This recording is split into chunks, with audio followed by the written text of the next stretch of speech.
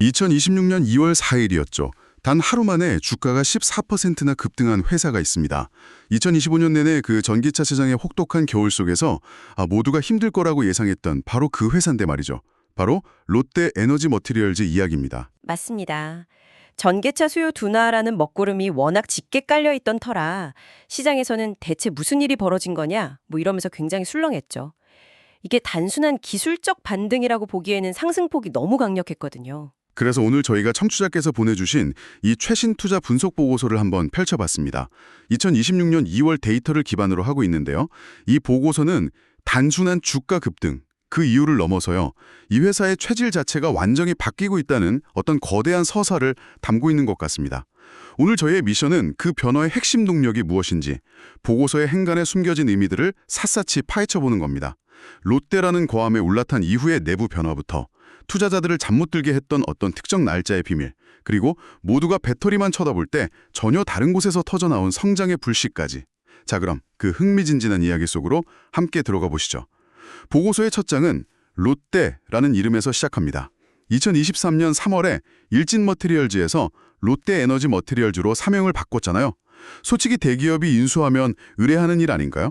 간판 바꾼다고 회사의 본질이 그렇게 극적으로 변할 수 있나 그런 생각도 드는데요. 표면적으로는 그렇죠. 하지만 이 경우는요, 단순한 간판 교체, 그 이상의 의미를 가집니다. 보고서는 이걸 롯데그룹의 2차 전지 수직 계열화라는 아주 거대한 퍼즐의 마지막 핵심 조각이 맞춰진 사건으로 해석하고 있어요. 마지막 핵심 조각이요. 네. 이전까지 롯데는 양극재, 분리막, 전해액 이런 소재 사업을 계속 확장하고 있었지만 핵심 중의 핵심인 음극재용 동박이 없었거든요. 이 회사를 인수함으로써 비로소 배터리 소재 포트폴리오에 활용정정을 찍었다. 이렇게 볼 수 있는 거죠. 그러니까 그룹 차원에서 흩어져 있던 구슬들을 꿰어서 보배로 만들 마지막 끈 역할을 하게 됐다. 이런 말씀이시군요. 바로 그겁니다. 그리고 그 의지는 경영진 구성에서 아주 명확하게 드러나요. 새로운 김현섭 대표이사, 이분이 그냥 롯데에서 보낸 낙하산 인사가 아니고요. 롯데케미칼에서 전지 소재 사업단장을 맡아서 그룹의 전체 배터리 전략을 설계한 말 그대로 설계자, 본인이 직접 지휘봉을 잡은 겁니다. 설계자가 직접요? 네, 이제 이 회사의 모든 전략적 판단은 그룹의 미래와 100% 동기화된다. 이런 강력한 시그널인 거죠. 그렇군요. 창업주 개인의 역량에 의존하던 방식에서 벗어나서 거대 그룹의 체계적인 시스템하고 자본력 안으로 들어왔다. 이 의미가 크겠네요. 보고서를 보니까 거버넌스, 즉 지배구조 개선 이야기도 비중 있게 다루고 있어요. ESG 위원회를 신설했다 이런 것들이요. 네, 그게 왜 중요하냐면요. 과거에는 기술력은 정말 뛰어난데 또 글로벌 고객사들의 아주 까다로운 공급망 실사 기준, 이걸 통과하지 못하는 경우가 종종 있었어요. 하지만 이제 롯데케미칼의 안전, 환경관리 표준을 그대로 이식하고 이사회 중심의 투명한 의사결정 구조를 갖추면서 소위 글로벌 스탠다드에 부합하는 기업으로 탈바꿈한 겁니다. 이건 애플이나 테슬라 같은 빅테크 기업의 부품을 공급하기 위한 거의 필수 조건이기도 하거든요. 내부 체질 개선이 단순한 구호가 아니라 실질적인 수주 경쟁력으로 이어지는 거군요. 그러면서 롯데 EM 글로벌 LEMG라는 해외 자회사를 100% 자회사로 만드는 결정도 내렸다고 나오는데 이건 또 어떤 맥락인가요? 처음 인수할 때부터 100%로 만들면 깔끔했을 텐데 왜 이제 와서 구조로 바꾸는 거죠? 아주 좋은 질문입니다. 여기에는 이제 재무적 투자자, FI와의 좀 복잡한 관계가 얽혀 있었습니다. LEMG는 말레이시아와 스페인 공장을 총괄하는 핵심 해외 법인인데요. 롯데가 인수할 당시에 지분 14%를 스틱 인베스트먼트라는 사모펀드가 들고 있었거든요. 14%를요? 네. 이 구조에서는 해외 공장에 대규모 증설 투자를 하려고 해도 스틱의 동의를 얻어야 하는 등 의사결정 과정에 제약이 있었던 거죠. 속도가 생명인 글로벌 경쟁에서 발목을 잡힐 수도 있는 겁니다. 알겠습니다. 그럼 그 14%를 마저 사들여서 100% 내 회사로 만들면 이제 해외 사업을 내 마음대로 아주 빠르게 끌고 갈 수 있게 된다 이거군요. 그리고 그 거래가 마무리되는 날이 바로 2026년 2월 25일. 보고서가 유독 강조하는 그날이네요. 바로 그 지점입니다. 2월 25일. 이 날짜 때문에 시장에서는 오버행이라는 단어가 계속 나왔습니다. LEMG 지분을 사오는 대가로 현금을 주는 게 아니라 기존 주주였던 스틱 인베스트먼트에 대규모 신주랑 신주 인수권부 사채, BW를 발행해주기로 했기 때문이죠. 쉽게 말해서 시장에 풀릴 수 있는 주식 물량이 갑자기 늘어나는 건데 아무리 좋은 의도라도 저렇게 큰 잠재적 매물이 생긴다는 건 주가에 부담이 될 수밖에 없지 않나요? 네, 시장의 우려는 지극히 합리적입니다. 이론적으로는 스택 인베스트먼트가 새로 받은 주식을 바로 시장에 내다 팔아서 차익 실현을 할 수도 있으니까요. 하지만 보고서는 이 거래의 세부 조건을 뜯어보면 이건 고도의 재무 설계에 가깝다고 분석합니다. 단기 매물 폭탄이 터질 가능성은 매우 낮다는 거죠. 고도의 재무 설계라. 어떤 장치들이 숨어 있길래요? 저 같은 일반 투자자 입장에서는 그저 불안하게만 들리는데요. 핵심은 두 가지입니다. 첫째, 1,500억 원 규모의 신주 인수권 부사채 BW는요. 초기 6년간 이자율이 0%입니다. 0%요?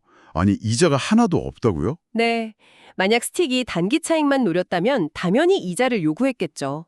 이자가 0%라는 건 당장의 현금 흐름보다는 미래의 주가가 크게 올랐을 때 주식으로 전환해서 더 큰 수익을 얻겠다. 이런 장기적 관점을 공유했다는 의미입니다. 아, 그리고 둘째, 신주와 BW의 주당 전환 가격이 28,612원으로 확정됐습니다. 28,612원.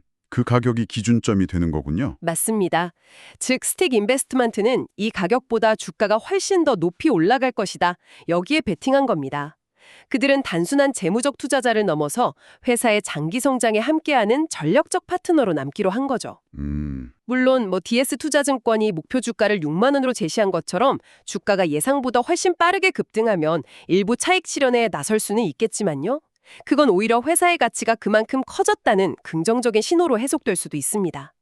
따라서 보고서의 결론은 2월 25일은 리스크의 시작이 아니라 수급 불확실성이라는 마지막 족쇄가 풀리는 날이다 라는 겁니다. 알겠습니다.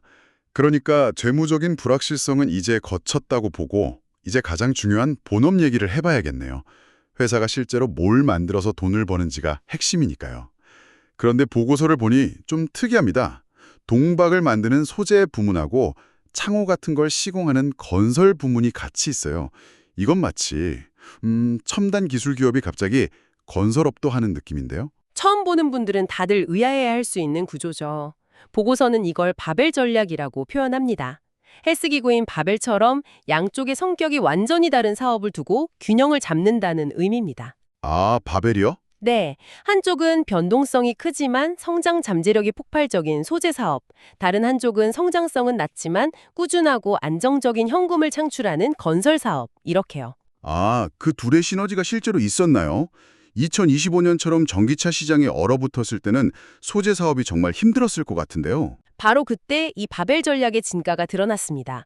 2025년에 소재 부문은 공장 가동률이 49%까지 곤두박질 치면서 무려 1,452억 원이라는 막대한 영업 손실을 기록했어요. 1,452억 원이요? 네, 보통의 소재 기업이었다면 유동성 위기까지 걱정해야 할 상황이었죠.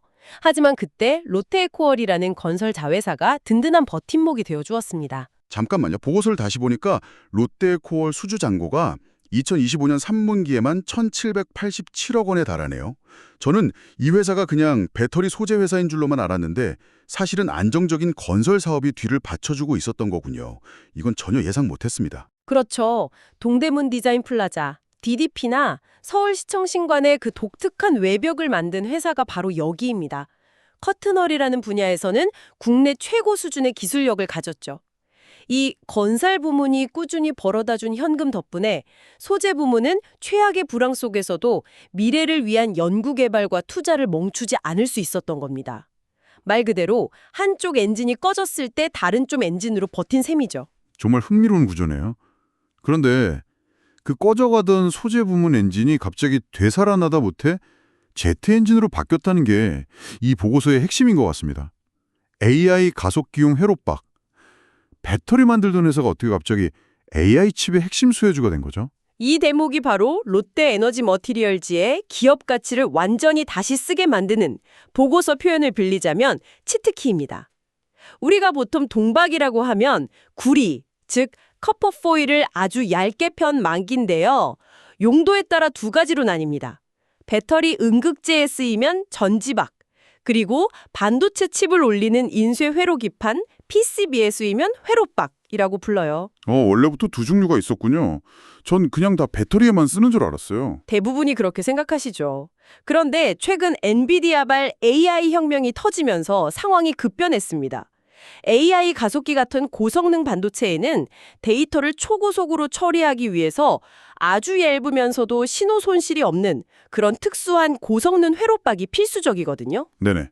그런데 이 시장은 소수의 일본 기업들이 거의 독점하던 영역이었죠. 그런데 그 시장에 롯데가 뛰어든 거군요. 뛰어든 정도가 아닙니다. 엔비디아의 핵심 파트너인 국내 두산이 안정적인 공급망을 확보하기 위해서 롯데에너지 머티리얼즈에 먼저 손을 내밀었어요. 일본 파나소닉 같은 다른 글로벌 기업들에도 이미 샘플을 보내서 승인을 기다리는 중이고요. 와, 이게 왜 게임 체인저냐면 수익성의 차원이 다릅니다. 보고서에 따르면 AI용 회로박은 마진율이 일반 전지박보다 30% 이상 높습니다. 30%나요? 그건 거의 뭐 다른 사업이라고 봐도 될 정도네요. 맞습니다. 그래서 회사는 아예 돈이 안 되던 국내 익산 공장의 전지박 라인을 전부 AI 회로박 전용 라인으로 전환하는 과감한 결정을 내렸습니다. 2027년까지 생산 능력을 계속해서 늘려나갈 계획이고요. 이건 단순한 제품 다각화가 아니라 회사의 운명을 건 치질 개선입니다. 전기차 부품주라는 꼬리표를 떼고 AI 인프라 핵심 공급망의 일원으로 거듭나는 순간인 거죠. AI라는 정말 강력한 무기를 손에 넣었는데 이걸 대량으로 생산해서 시장에 공급할 능력이 뒷받침되어야 진짜 실력이라고 할 수 있겠죠. 보고서는 글로벌 생산 기지로 말레이시아와 스페인 이 두 곳을 지목하고 있습니다. 네, 두 공장은 역할이 명확하게 구분됩니다. 우선 말레이시아 쿠칭 공장은 이 회사의 이익의 심장부라고 할 수 있습니다. 가장 큰 이유는 압도적인 원가 경쟁력, 바로 전기료입니다. 전기료요? 네, 동박 생산 원가의 상당 부분이 전기를 소모하는 공정에서 나오는데요.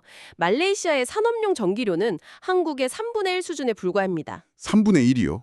와, 그 정도면 경쟁 자체가 안 되겠는데요? 그렇죠. 그래서 2025년에 49%까지 떨어졌던 이 말레이시아 공장 가동률이 2026년 하반기에 80에서 90% 수준으로 정상화되는 순간 마법 같은 일이 벌어집니다. 공장을 돌리던 안 돌리던 들어가는 고정비는 비슷한데 생산량이 급증하면서 제품 하나당 원가가 수직으로 하락하죠. 이걸 영업 레버리지 효과라고 부르는데 이익이 그야말로 폭발적으로 증가하는 구간에 진입하게 되는 겁니다. 2026년 실적 턴어라운드의 주역은 단연 말레이시아 공장이 될 겁니다. 알겠습니다. 말레이시아가 원가 경쟁력을 바탕으로 현금을 버는 기지라면 스페인 공장은 어떤 역할을 맡게 되나요? 유럽 시장을 공략하기 위한 거점일 텐데 보고서를 보니 완공 시점을 2027년으로 2년이나 늦췄다고 나와 있습니다. 이건 좀 이상한데요. 투자를 늦춘 게 전략적이라고 하셨지만 만약에 유럽 전기차 시장이 예상보다 빨리 회복되면 기회를 놓치는 건 아닐까요? 굉장히 날카로운 지적이십니다. 시장의 우려도 바로 그 지점에 있었죠. 하지만 보고서는 이를 계산된 후퇴자, 이제 현명한 속도 조절로 평가합니다. 생각해보세요. 시장 수요가 불확실한데 수천억을 들여서 공장을 섣불리 완공하면 어떻게 될까요? 팔리지도 않는 재고만 쌓이고 공장을 돌리지도 못하는데 매년 막대한 감가상각비 부담만 떠안게 됩니다. 이건 기업 가치를 갉아먹는 최악의 시나리오죠. 아, 그러니까 무작정 달리는 게 능사가 아니다 이런 거군요. 맞습니다. 롯데 에너지 머티리얼즈는 유럽의 탈중국 공급망 재편과 현지 생산 규제 강화라는 큰 흐름은 놓치지 않되 전기차 시장의 확실한 회복세에 접어드는 시점에 맞춰서 공장을 최적으로 가동하겠다는 전략을 세운 겁니다. 막대한 투자비를 효율적으로 사용해서 감가상각 부담은 최소화하고 시장에 활짝 열렸을 때 성장 과실은 온전히 따먹겠다는 아주 냉철하고 전략적인 판단이라고 볼 수 있습니다. 자, 오늘 분석이 정말 깊었는데요. 한번 정리해 보겠습니다. 롯데 에너지 머티리얼즈는 롯데그룹이라는 안정적인 울타리 안에서 지배구조를 선진화하면서 체력을 길렀고요.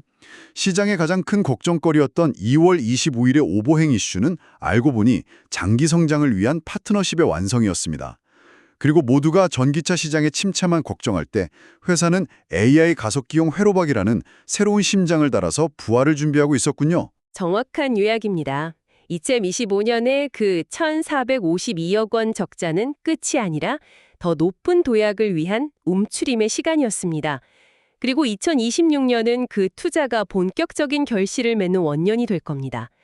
특히 원가 경쟁력이 극대화된 말레이시아 공장의 가동률이 정상 궤도에 오르고 고마진의 AI 회로방 매출이 본격적으로 발생하기 시작하는 2026년 하반기가 실적 턴어라운드의 결정적인 변곡점이 될 것으로 보입니다.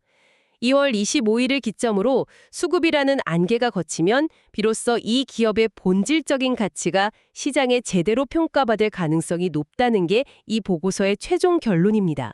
오늘 보고서는 2026년의 극적인 턴어라운드 스토리에 집중했습니다. 하지만 보고서의 마지막 페이지에는 이 회사가 조용히 준비하고 있는 또 다른 미래가 아주 짧게 언급됩니다. 바로 꿈의 배터리라 불리는 전고체 배터리의 핵심 소재, 황화물계 고체 전해질 파일럿 공장과 차세대 LFP 양극재 개발입니다. 청취자 여러분께 마지막으로 던지고 싶은 질문은 이것입니다. 모두가 당장 눈앞에 AI와 실적 개선에 환호하는 지금, 이 회사의 진정한 가치 혁명은 어쩌면 2027년 이후를 내다보는 그 작은 차세대 소재 연구실에서 이미 조용히 시작되고 있는 것은 아닐까요?